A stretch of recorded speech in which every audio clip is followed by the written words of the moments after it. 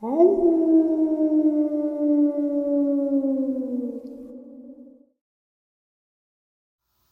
greetings and salutations, everyone. I hope everyone is still doing well, and welcome to this night-ending bonus. Before we jump into it, a couple links. As many of you know, I rely on Patreon, PayPal, channel membership, and the merch to help the channel to continue to grow and go. Links to Patreon, PayPal, and channel membership is in the description below. Merch displayed directly under the video. Also, Dogman Frightening Encounters, Volume 1 through 3, the audiobook versions. They were written and researched by Tom Lyons, narrated and produced by me, Jeff Nadolny. Those audiobooks are available on Audible, Amazon, and iTunes, links to which are also in the description as well. And finally, last but definitely not least, if you'd really like to help support the channel to continue to grow and go, simply subscribe. It does not cost a cent. Click the like button, takes half a second. If you don't want to miss out on any of the informative uploads I put out daily, click that bell icon, and folks, please leave a comment. Why? Well, because all of these things really do help the channel to continue to grow and go. And yes, folks, they definitely do matter. Now, everyone, I have taken far too much of your time. Let's jump in to this night-ending bonus upload, shall we? Today's first encounter. I live at my grandparents' house in the middle of nowhere. It's very rural, and my cousin and I keep experiencing weird things we feel may be related to a shapeshifter. Strange things have been happening, and there has always been an eerie feeling up here. To start, there is a motion sensor light by one of the sheds on the property that has been going off at night, late at night, without anything being there and weird noises. At first, we thought it was a coincidence, but then it kept happening, always around 11:30 at night. Again, another time my cousin and I were sitting on a van and we looked over and my grandfather was looking at us. Just a dead-eyed stare. He didn't say anything, he just stared for about 45 seconds, which was unusual and out of character. Then, after he walked away, a few minutes later, we went to go inside and we ran into him again. And he was walking out of the house and said, "I was just coming to find you guys," implying that he didn't see us, but he very clearly had seen us, and I waved at him and he just walked away. My cousin has been seeing and hearing things that aren't there, and we just aren't sure if we are idiots or something does seem off. After making the stupid decision to sit in my grandfather's shop with my cousin, we wanted to watch from afar to see if the light would go on. After setting up, I noticed a large amount of owls that I was hearing, and that in this area, Idaho, the amount of owls I could hear was unnatural. Setting that aside, though, I looked at some different stuff on shapeshifters and discovered they commonly show up as fox, wolves, coyotes, crows, and owls. And we kept hearing a really weird barking noise that really didn't sound like a dog. My mom came out to check on us, and she stopped in her tracks because she had said she had heard something weird. My mom is not easily fazed, but she stopped dead where she was and shines her flashlight to where she thought she heard something. And my cousin and I just looked at each other because my mom wouldn't believe us if we told her what we thought was really going on. She ended up leaving, and we walked with her to the smaller shed room where some batteries are kept, because we needed them, and my mom slowed down and ended up far behind us. We ended up in the shed, and we didn't see her, but we could hear her talking. And it was obvious that we weren't there because she would have seen us. We freaked out, but continued looking for the batteries. I watched my mom go to the door and open the screen, but I had closed the shed door before I saw her actually go into the house. I'm not sure if this is totally true, but I heard that shapeshifters cannot go into homes without being invited. By the time we left the shed, she was gone, and we just assumed that she had went inside, but it was still kind of weird. We then walked back and started off walking, but then we heard a strange, unsettling bark, and it would not stop, so we ran back inside of the shop, and it stopped. I also heard that when shapeshifters are around, they leave a foul stench. In Idaho, there are always a lot of dairy farms, and I'm used to them. They smell, but recently I have been smelling the most god-awful stenches, and I just assumed it was the dairy farm, even though I have never smelled dairy farms like that. So I am unsure if it could have been a shapeshifter or not. I believe it was. To mention the setup of the shop, it is a fairly large building that has lights and a bunch of outlets for various tools and TV. We had the TV on and the lights take a few seconds to fully turn on. When you turn them on, and my cousin and I wanted to see what it would look like with the lights off. So we turned off the 2 switches for the lights, the TV stayed on as intended, and I went to turn the lights back on, but they wouldn't light up a little like they usually do. Then out of nowhere, the TV just turns off completely, like something happened to the switch in the box that made everything turn on and off. No random or extra switches were touched, so it was not from the inside. There is, however, a breaker box that contains switches for inside the shop on the outside wall. I did not want to alarm my cousin more than she already was, so I kept this to myself. I turned on some light music, as to not sit in complete silence and wait to hear something that we did not want to. As music was playing, I kept hearing a heavy thumping and weird noises, but I just turned the music up so that my cousin would not hear them. We ended up making it back inside the house, but this night will go down in my brain as one time I have been truly terrified. Again, not 100% sure if it was a shapeshifter incident, but thought that I could get some feedback on it.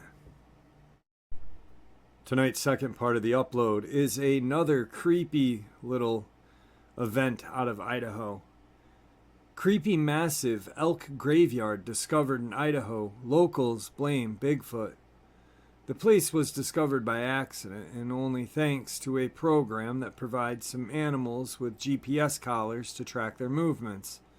When an animal dies, it is soon revealed by the signal from this collar, and in each case a team of rangers goes into the forest to find out how the elk ended his life. This time around, the team went on a similar journey again, but no one knew that they were in for a completely creepy spectacle and a scene worthy of being included in a horror film. According to Northwest Sportsman, the officials stumbled upon a massive pile of remains from what they called an elk boneyard near Lewiston at Craig Mountain. They discovered at least 15 elk head, as well as fur, broken bones, and tons of other bones. With boulders up to the size of beach balls, it appeared that at least 15 elk were traversing the side hilling near the top of the ridgeline, only to be caught up in a landslide, bringing them down almost 1,000 feet over just a distance of 300 to 400 yards. This group of elk was caught in the middle of the rubble and snow, ultimately resulting in death, noted senior wildlife technician Mark Shepard. A whole herd of elk in the winter, for some unknown reason, climbed a rather narrow and steep mountain slope. Not everyone is ready to believe in such a theory. According to local residents, Bigfoot has been seen reportedly in this region. What if they were responsible for the death of the elk? One commentator writes, "I lived near that place and often heard tales of Bigfoot living in the forest. What if it was they who threw the carcass of the elk from the mountain? No matter how it really was, to find it is very strange." So yeah, it's definitely a very creepy picture. I'm not going to post it.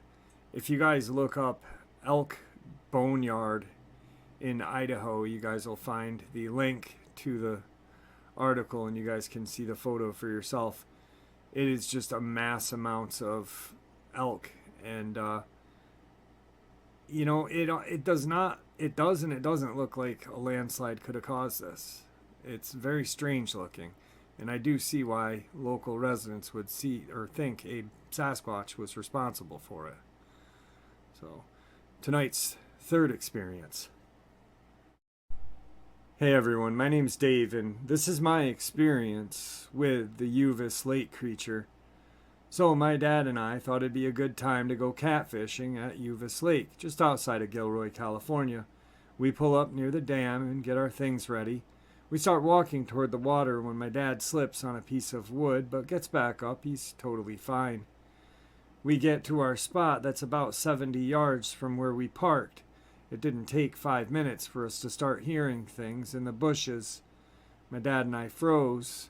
We kept a lookout for what the cause for the sounds may be. Juvis is prime spot for some shady dealings to go on. The sounds continue for the next hour and a half. It reached the point where all we could think was WTF. I then try and think of what it may be. I rule out that it's a human because no car pulled up except us, and we would have seen them coming from the other direction. Yet we have boar, coyote, deer, bird, and ground squirrel. I'm quick to rule out deer, birds, and squirrels because they're not out at this late at night. It was 11 p.m. This also sounded larger, so coyote is ruled out. Lastly, there is boar. Boar are loud and travel in a large group, so they couldn't be the culprit. We finally arrived back to the car only to learn that my dad had dropped the keys on his fall and that we were not out of the woods yet. We heard some rustling in the brush. The rustling didn't stop, and whatever it was sounded large. My dad tried to call someone to pick us up so we could come back to the car the next day with a set of spare keys. It was at this moment when my dad and I heard footsteps in the brush not 20 feet behind us. I was petrified. I didn't move, nor did I say a word. This moment is burned into my brain. This thing did not move, but I could see the glare out of its eyes, or whatever eye shine. It was like this for the next 10 minutes. I finally waved someone down. They pulled over, and we told them what had happened to us. My dad finally got someone to answer the phone and to come and pick us up.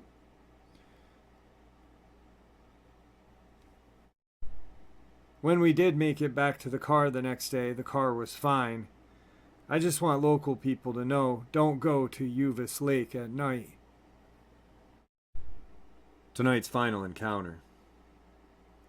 I had an experience in Cannington, Ontario that I believe relates to the topic of Dogman. One night I was driving home heading towards town on the road that I lived on. As I came down a small hill into a slight valley, I saw two animals running on the gravel shoulder of the road. At first glance, I assumed them to be a pair of Great Pyrenees farm dogs that had gotten loose, purely based on their size. As I got closer to them from the rear, it became clear, from their coloration and body shape, that my original assumption was definitely wrong. At the time, I was driving a 97 GMC Sierra, and as I became parallel to these animals, both of their heads and the tops of their back were clearly taller than the bottom of the passenger side window. They were both identical from my perspective. However, one of them turned its head to glance over at the truck before turning on a dime and making a break straight through the soy field on the right side of the road. The other followed before I could blink. It wasn't until after they had broken off from my direction of travel that I thought to check my speed. I was going 90 kilometers an hour, and both of them kept pace with ease. When I share this experience, I usually simplify it by saying that I saw two huge wolves on the road. But honestly, I've lived in that town with a population of wolves as well as a wolf sanctuary, even seen one on my street one evening. The animals that I saw that night on the road in Cannington would have towered over any wolf I've seen anywhere else in Ontario. We'd been driving down a lonely, empty side road without streetlights in eastern Quebec in 2005. It was 8 p.m. or so, and we drove in the pouring rain. The entire time there was only one other car roughly 50 feet in front of us. During the whole ride, it seemed. I'd been sitting in the middle back seat when the car in front suddenly hit the brakes, causing his bright red brake lights to shine, grabbing all of our attention. I'd expected to see a downed tree or a dead deer in the road, but no. The car in front swerved to the right, causing us to swerve left. In the headlights stood a huge werewolf dogman, or whatever name you choose to call such a thing. I had a great view from the front, then a close-up as it passed us on the right side of the car. I'll never forget the size of this thing. Just so massive in size and oddly looked totally jacked. It had to somewhat bend over to look into the car, it being such a huge size and all. It couldn't have been anything else. It was the most insane thing I have ever witnessed. I will never forget what this creature looked like. It had very dark fur with pointed ears like a German shepherd. I did not see a tail. Its chest was ridiculously large. I had seen a dogman. It was in Louisiana, just outside of a small village named Duberly. I was 17 years old and part of a hunting party. I was about 30 meters away from a fence line that housed a herd of teamed and farm-bred deer. I was sitting next to the salt tree stump, waiting for my grandfather to come back with discards from the previous deer we had hunted. Not all of the farmed deer, but a wild deer he had previously shot. I was on the high line known as the boneyard. It's where we always discarded animal entrails that are of little use to us. I saw a creature's leg, then a shoulder that had a snout of a dog. It was 7 feet tall. It made zero noise, and it noticed me. Its eyes met with mine. It then darted away. This thing looked straight into my eyes. It looked like it knew I wasn't supposed to see it, but I did. It backed up and disappeared into the foliage. It was the weirdest thing I had ever seen. Never knew about these things or thought they existed. I still remember the sun shimmering on its smooth pelt. You could see some muscles through the thinner spots of its fur. Well, there you go, folks. I hope you all enjoyed this night ending bonus as much as I enjoyed sharing it with you. I'd like to thank you all for supporting the channel. It is, after all, your support that keeps the channel growing and going, and honestly what gives people a chance and a place to share their experiences and theories judgment-free. Just everyone simply treated with the respect that we all deserve. Thank you. Everyone stay safe, happy, healthy, and ever vigilant, keeping an eye on our children, pets, family, and friends. These creatures are real. They are out there and dangerous. Share this information with the people you love and care about, and it may just help save their lives someday. Until next time, never stop asking questions, never stop searching for the truth, and God bless.